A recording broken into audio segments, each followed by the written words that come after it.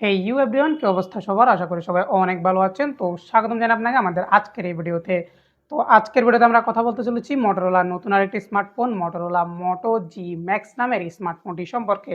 তো এই স্মার্টফোনটি সম্পর্কে ইন ডিটেলসে সব কিছুই জানতে পারবেন আমাদের আজকের এই ভিডিওতে। তো ভিডিওটা একটু স্কিপ না করে সম্পূর্ণ ভিডিওটা শেষ পর্যন্ত দেখতে থাকুন। আপনি স্মার্টফোনটি সম্পর্কে অনেকটাই ডিটেলস বা অনেকটাই আইডিয়া করতে পারবেন। যেহেতু এখনকার সময় এই সময় মার্কেটে অনেকটাই প্রাইস হাইক চলছে স্মার্টফোনের।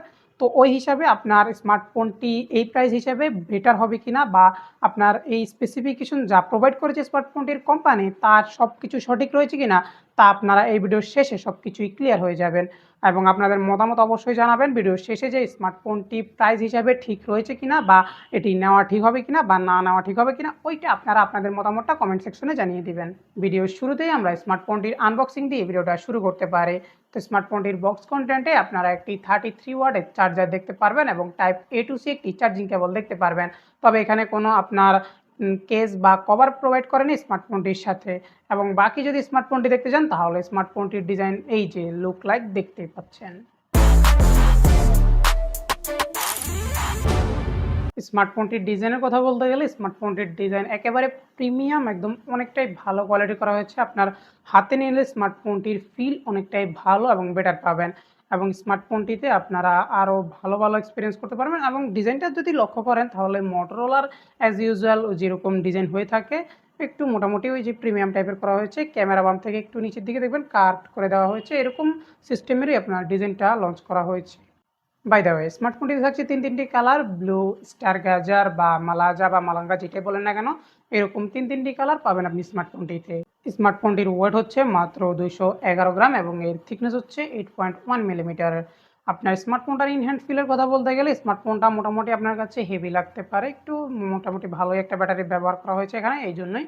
এবং আপনার এটার যদি ফ্রেমের কথা বলতে চাই তাহলে ফ্রেমটা পলিকার্বনেটের ফ্রেম ব্যবহার করা হয়েছে, একটু গ্লসি টাইপের ফিনিশিং দেওয়া হয়েছে এখানে। পাশাপাশি স্মার্টফোনটিতে থাকছে সাইড মাউন্টেন ফিঙ্গারপ্রিন্ট সেন্সর, সাথে থাকছে ডুয়েল স্পিকারের সাপোর্টও, যাতে ডলবি অ্যাটমস ও হাই রেজ অডিও সাপোর্ট থাকছে। এবং এখানে আপনারা পাচ্ছেন dual mic, dual SIM slot, পাশাপাশি আপনার এখানে থাকছে 3.5 হেডফোন জ্যাক এবং ইউএসবি টাইপ 2.0।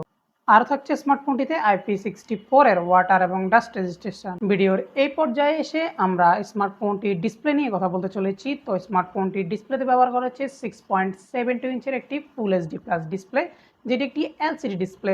এবং এলসিডি ডিসপ্লে বা অ্যামোলেড ডিসপ্লের মধ্যে পার্থক্য তো আপনাদেরকে বলার মতো কিছুই নেই। যারা সচরাচর আমাদের ভিডিও দেখেন বা মোবাইল সম্পর্কিত আইডিয়া রাখেন তারা অবশ্যই জানবেন যে এলসিডি এবং অ্যামোলেডের মধ্যে পার্থক্য কী রয়েছে। তো বাকি স্মার্টফোনটির ডিসপ্লেতে কিছুটা কালার বুস্ট করা হয়েছে যা দেখতে অনেকটাই বেটার বা ভালো লাগছে, ওইটা সমস্যা নাই। স্মার্টফোনটির এক্সপিরিয়েন্স আপনি ভালোই পাবেন। এখানে স্মার্টফোনটার এলসিডি ডিসপ্লে হওয়া সত্ত্বেও স্মার্টফোনটির আপনার পিক ব্রাইটনেস দেওয়া হচ্ছে 1050 নিটসের পিক ব্রাইটনেস, আপনার যা দিয়ে স্মার্টফোনটির ভিউ এক্সপিরিয়েন্স বা মাল্টিমিডিয়া ভিউ এক্সপিরিয়েন্স অনেকটাই ভালো বা বেটার কোয়ালিটির পেতে চলেছেন। চিন বেজেলের কথা বলতে গেলে মোটামুটি অ্যাভারেজ রয়েছে, তবে স্ক্রিনে কোনো স্ক্রিন গার্ড লাগানো হয়নি, তবে ডিসপ্লে প্রোটেকশন হিসেবে ব্যবহার করা হয়েছে কর্নিং গরিলা গ্লাস 7i এর প্রোটেকশন। মাল্টিমিডিয়া ভিউ এক্সপিরিয়েন্সের কথা বলতে গেলে ভালো এক্সপিরিয়েন্স পেতে চলেছেন স্মার্টফোনটি থেকে আশা করা যাচ্ছে। ডিসপ্লে সেকশনের কথা শেষ হলে এখন আমরা স্মার্টফোনটির ক্যামেরা সেকশনের দিকে যেতে পারি।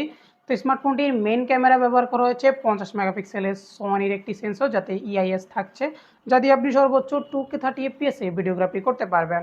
এবং আপনার সেকেন্ডারি আরেকটা সেন্সর রয়েছে 8 মেগাপিক্সেলের আলট্রা ওয়াইড। এবং আপনার যদি ফ্রন্ট ক্যামেরার কথা বলতে যাই তাহলে ফ্রন্ট ক্যামেরা হচ্ছে 32 মেগাপিক্সেলের, যাতেও আপনি 2K 30 FPS এ ভিডিওগ্রাফি করতে পারবেন।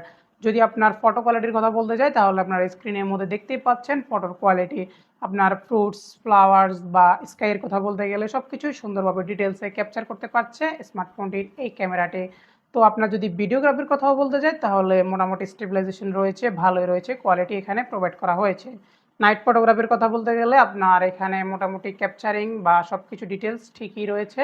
এখানে স্মার্টফোনটিতে তারা কাজ করেছে ক্যামেরা সেকশনে। তো বলতে গেলে যদি বলা হয় ওভারঅল রিভিউ তাহলে ক্যামেরার কোয়ালিটি বা আপনার পারফরমেন্স মোটামুটি আমার কাছে অনেকটাই ভালো, তুলনামূলক ভালোই মনে হয়েছে।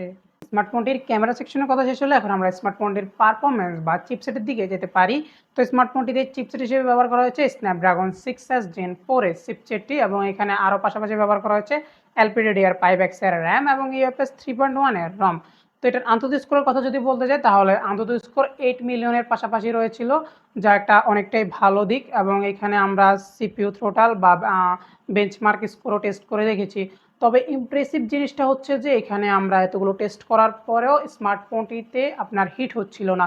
স্মার্টফোনটি তার স্মার্টফোনের যেই কাজগুলো রয়েছে ওইগুলো ঠিকমতো করতে পারছিল, তবে হিটটাও অ্যাবজর্ব বা কন্ট্রোল করতে পারছিল, ওরকম বেশি হিট হচ্ছিল না। আমরা এখানে গেমিং টেস্টও করে দেখেছি, গেম টেস্টে আপনারা সর্বোচ্চ 60 FPS পর্যন্ত পাবেন।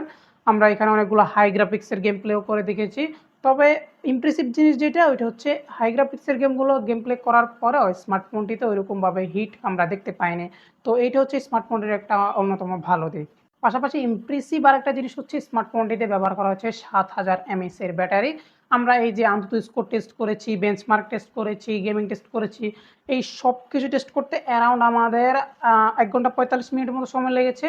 তবে এই সময়ে স্মার্টফোনটির ব্যাটারি ব্যাকআপের কথা যদি বলতে যাই তাহলে স্মার্টফোনটি 79% থেকে 66% পর্যন্ত ড্রপ করেছিল, যা আমার কাছে অনেকটাই বেটার বা ভালো ব্যাটারি ব্যাকআপ মনে হয়েছে। এতটা হেভি মানে টেস্ট করার পরেও, গেমিং করার পরেও আপনার ব্যাটারি ব্যাকআপটা তুলনামূলক আমাদের কাছে ভালোই মনে হয়েছে।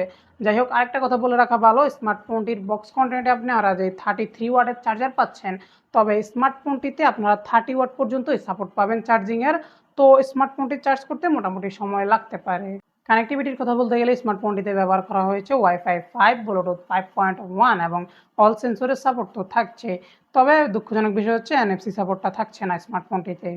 স্মার্টফোনটি রান করছে অ্যান্ড্রয়েড 16 এবং মোটরোলার হ্যালো ইউআইয়ের ওপরে।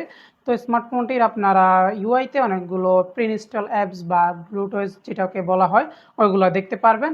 আপনি যদি না চান তাহলে ওইগুলো আনইনস্টল করে দিতে পারেন। এবং এখানে আপনারা লক স্ক্রিনে কিছু গ্ল্যান্স বা ব্লুটুথ থাকছে, যা আপনার পছন্দ না হলে ডিসেবল করে দিতে পারেন, সমস্যা নাই। নিউজ ফিডস বা অন্যান্য বাগড়া বাগড়া ওইসব জিনিসও থাকছে, পছন্দ না হলে অবশ্যই ওগুলো আপনারা ডিসেবল করে রাখতে পারবেন। গেম ফোল্ডার্স নামের অপশনও থাকছে, যাও আপনি এখান থেকে ডিসেবল বা অফ করে রাখতে পারবেন, যাতে করে আপনার ইউআই এক্সপিরিয়েন্স অনেকটাই বেটার বা ভালো হয়ে যাবে।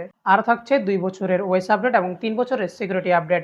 এখানে আপনারা আবার ফিচার্স হিসেবে থাকছে circle to search, Google Gemini বা যে সকল জিনিস এআই ফিচার্স প্রোভাইড করা দরকার তা রয়েছে, তা আপনারা স্মার্টফোনটি নিলে বা এক্সপিরিয়েন্স করলেই দেখতে পারবেন।